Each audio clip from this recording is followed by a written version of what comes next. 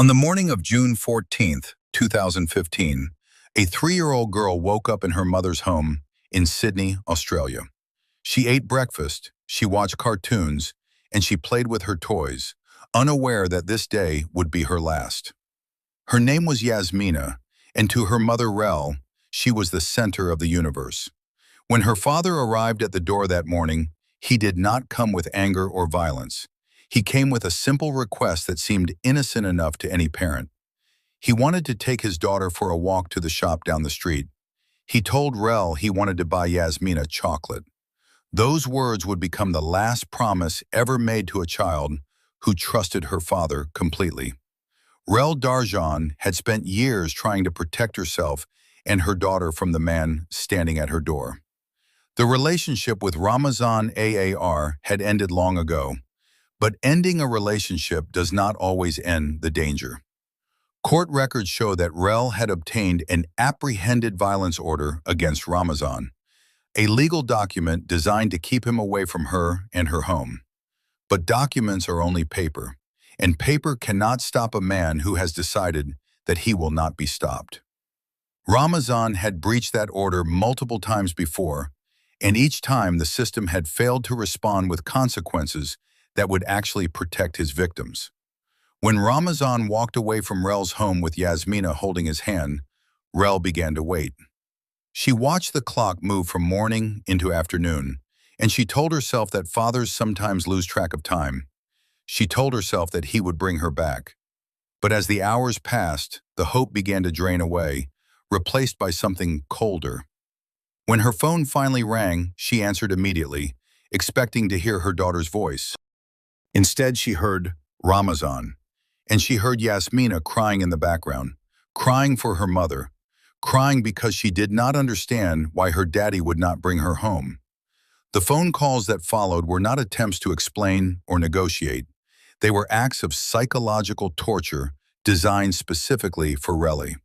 Ramazan held the phone to Yasmina's mouth so her mother could hear every sob, every plea, every moment of fear. He used his own daughter's voice as a weapon against the woman who had left him.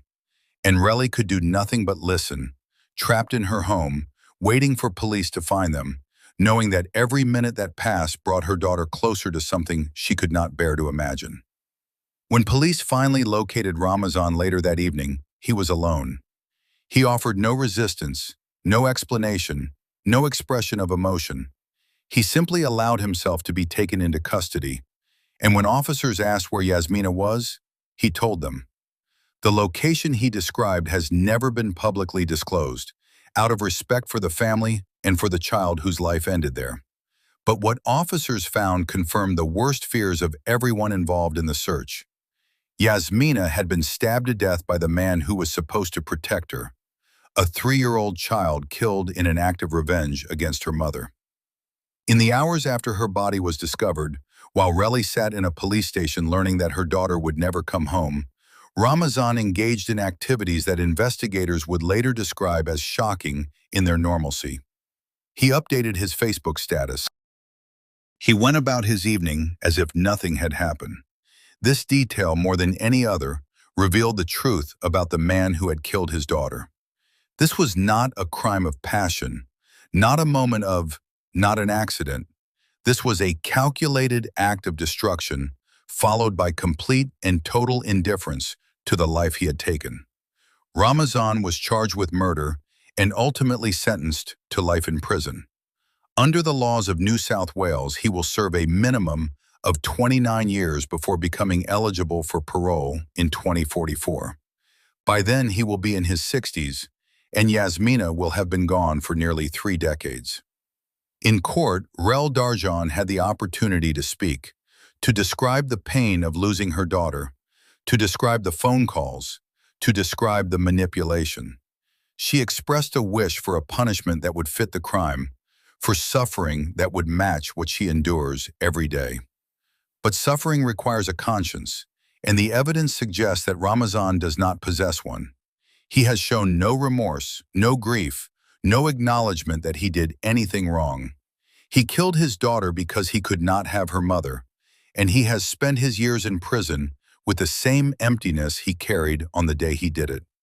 Relle, meanwhile, serves a life sentence of her own, one with no possibility of parole, because her daughter will never come home, never grow up, never have the life she deserved.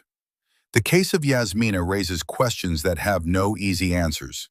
How many red flags must be ignored before a child is taken seriously? How many breaches of court orders must occur before a violent father is stopped? The family court system is designed to protect the rights of parents, but who protects the rights of a 3-year-old to simply live? Ramazan was given access to his daughter because the law presumes that fathers deserve access, even violent ones. And he used that access to commit the ultimate act of domestic violence, destroying the one person his ex-partner loved most in the world. Yasmina was 3 years old. She loved chocolate. She loved her mother. She loved her father, because 3-year-olds are not capable of understanding that love can be betrayed.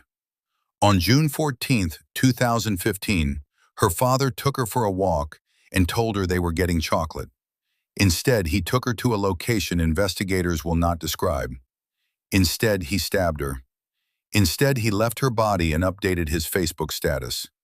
Her mother continues to live with the aftermath, continues to speak about domestic violence, continues to honor her daughter's memory, and continues to ask the question that has no answer.